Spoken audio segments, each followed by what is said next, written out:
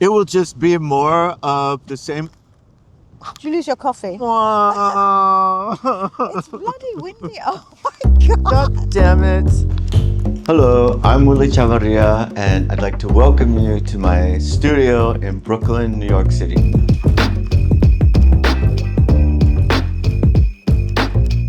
Over here we have the design team, hard at work designing fashions. Over here we have more of the team, our production team and our studio manager. And this is where all the magic happens. I'm gonna go downstairs to meet my friend Ruba to go grab a coffee. Why don't you come along?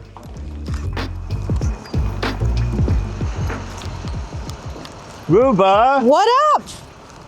Long time no see. Only you can get me out to Brooklyn at this time. You know that getting a coffee in the morning in New York, to be a New Yorker, is a prerequisite, and I never do it. I make my own coffee at home. I do both. I make my own coffee. I love coffee so much. I love coffee as well, but only in the morning. I can't do it the rest of the day. I do it all day long, but mostly in the morning. And I love it so much that at night when I go to bed, I have a hard time falling asleep because I'm so excited. I'm gonna have coffee in the morning. Look how cute this little Japanese place is. Oh yeah, you know they make that delicious bread. Is that tofu? No, I think that's bread. That's bread.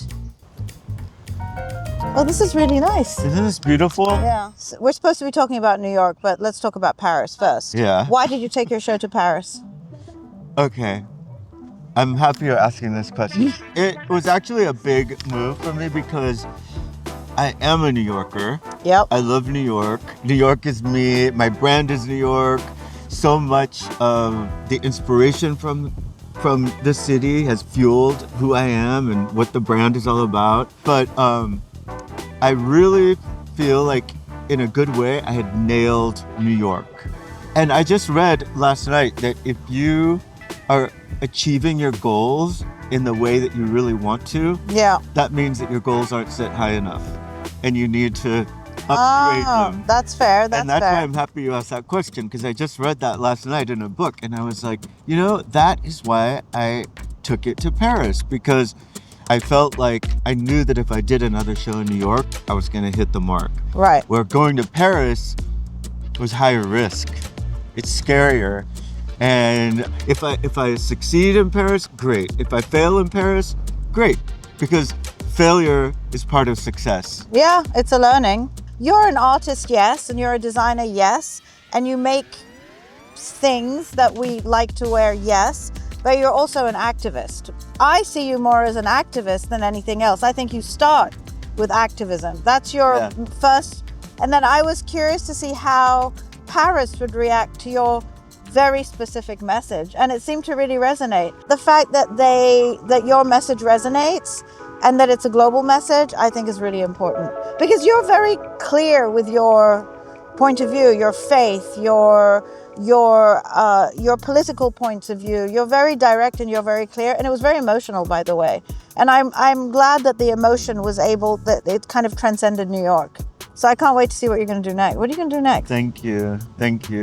Well, you know, it is, I am an activist first, but another reason I wanted to show in Paris is because I am not just an activist. I do great clothes. Yeah, that goes without saying. But I want to show the world that the clothes are equal to the activism, and I want to make sure that the brand and the work that my team does is recognized for that.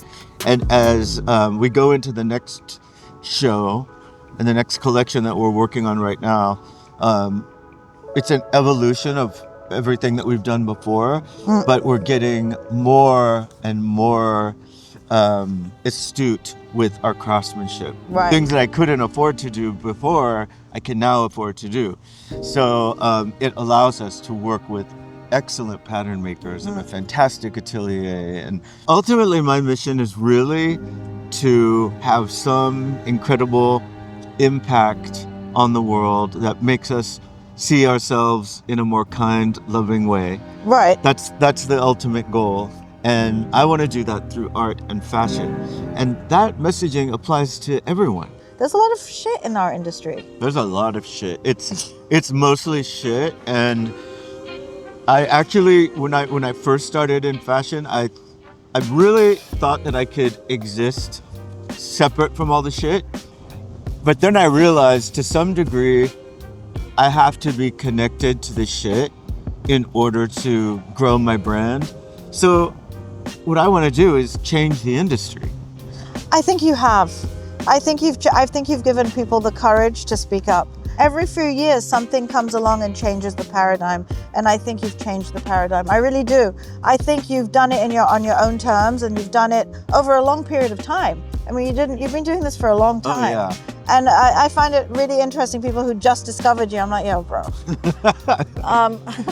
But that's kind of good too, because you do want the next generation to get it and to understand it and for it to resonate. If it's still resonating, I think you've succeeded. It will just be more of the same. Did you lose your coffee? It's bloody windy. Oh my God. God damn it. That's like a $7 coffee. All right, that's our cue. All right. Thanks for stopping by. Bye. I'll talk to you soon. Thank you, Dazed MENA, for hanging out today. I'll see you in Paris.